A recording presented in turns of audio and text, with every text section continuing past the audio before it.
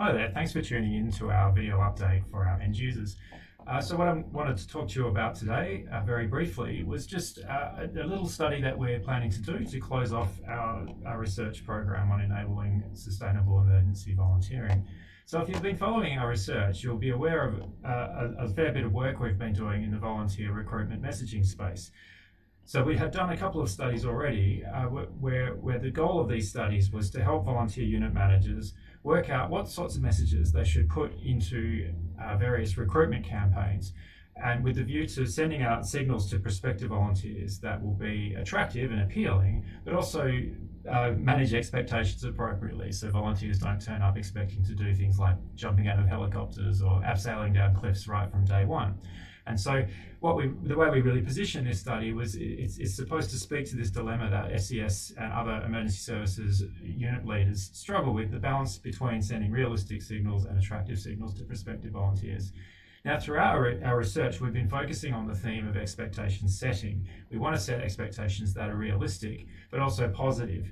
And to that end, we've developed a volunteer recruitment messaging toolkit, which should hopefully achieve that balance. You've probably seen us mention that toolkit in other presentations. But if not, please get in touch and I can give you some more details. So one of the pieces of feedback that we received from some of our end users was that sometimes recruiting volunteers isn't the problem. Sometimes you've got lots of people itching to help out. However, they don't have a good sense of what they're going to be getting themselves into. And the volunteer unit leaders don't necessarily have a good sense of how to make sure that these new recruits have a good onboarding experience or first day one experience. And that's essentially what we're trying to study in this particular final research project that we're doing. So let me just talk you through what we're doing here. So as I mentioned before, we've assembled a volunteer recruitment messaging toolkit, which looks a little bit like that, what you can see on the slide there. It's an Excel sheet at the moment, but we're hoping to scale it up to something more, user-friendly and less breakable than an Excel sheet. So I want to stress that this is version 0.1. But the basic idea of this Excel sheet is that a volunteer unit manager can use it to figure out what sorts of messages to send out into the world. So for example, if they want to set the expectation that their SES unit is very teamwork oriented, then in the column there, which is called quotes, you can see the font's very small, but hopefully you can read it. You can see a bunch of messages like, I enjoy spending time with a few people I've met in the unit who are decent, fun and lovely friends. So that message, according to our community sample, really signaled that if you join this unit, you'll feel like you're part of a team.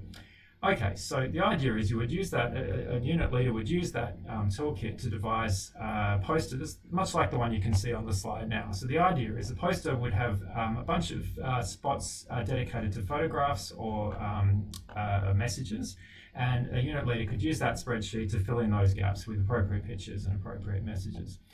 Now, so the next question we wanted to investigate is, to what extent do these posters set the expectations that we think they're setting? So in other words, to what extent, how do people out in the community actually interpret these posters? We think we're trying to send a signal, for example, that the SES unit values teamwork, but is that what people who are reading these posters are taking away from that?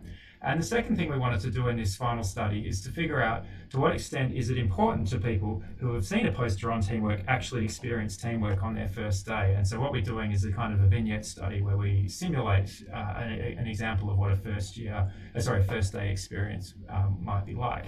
And don't worry, I'll walk you through that process shortly. So far, we've completed what we've called study one here. So we've put together 4 different posters, and each poster is designed to signal a different expectation. And we've asked people to have a look at the posters and just type in a few sentences which describe their reactions to those. And we're still working on analysing those results, but we're using those to feed into the second study, which is the one I'll walk you through now. So if you were a participant in the second study, this is kind of what you would experience. It's all provisional. We probably will rewrite some of this, but I just wanted to explain what it's going to be like and what we're doing. So imagine that you would literally see this as a participant. So you've logged into an online survey and you've seen this scenario. So let's imagine that on your everyday walk to work, you pass by a notice board in front of a school, and one day a new poster catches your attention, and that poster looks like this. We'll zoom in on it a bit, and you can see this is the sort of a poster that a unit leader might be able to make using the recruitment messaging toolkit. And this poster's been designed to signal teamwork. You can see there's a very team-oriented message in the circle there, and some photos showing people collaborating and looking very happy together. So as a participant, you would see this poster, and then they would continue to we would ask people what expectations they would what expectations they have about their experience in the SCS after looking at that poster. So fast forward to your first day, you decide to sign up, and when you call the unit for more information, the manager invites you to come to the training night, which is on Wednesday. Now today's Wednesday, as instructed, you arrive at the SCS unit at 6 o'clock to check in, and what happens? This is a picture of the SCS unit. When you come in, you are greeted by the unit and Deputy Managers Steve and Carl. They have a quick chat with you before they show you around the unit. They show you the different rooms and where they keep their uniforms, trucks and equipment. Steve then asks you to fill out some paperwork before asking you to come and meet some of the other volunteers. Afterward, the unit manager takes you to a room and you're introduced to the other volunteers. They're about to sit through a refresher course on flood prevention and preparation, and they invite you to join in. So you can see a nice picture of people that look very friendly and welcoming.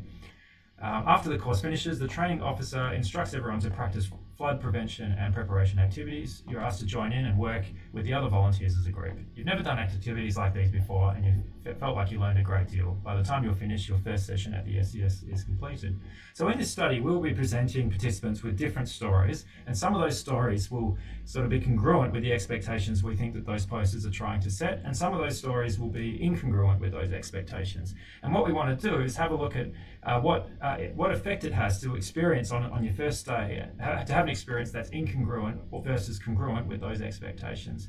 We'll be looking at things like the extent to which people feel as though their expectations were met or not, how satisfied they were with their first day experience, and how likely that they would be to return to volunteer at that unit after experiencing that first day. So that's what our plan is. The materials are still being assembled. They're going to be based on real experiences that we've collected through our research, our interviews with volunteers and our surveys. So the idea is we want to do a very realistic study, although vignettes, we're trying to maintain experimental control using a vignette design. So that's where it's at. I hope that was interesting and useful. We'll be looking forward to reporting back on the results. Thanks again for listening.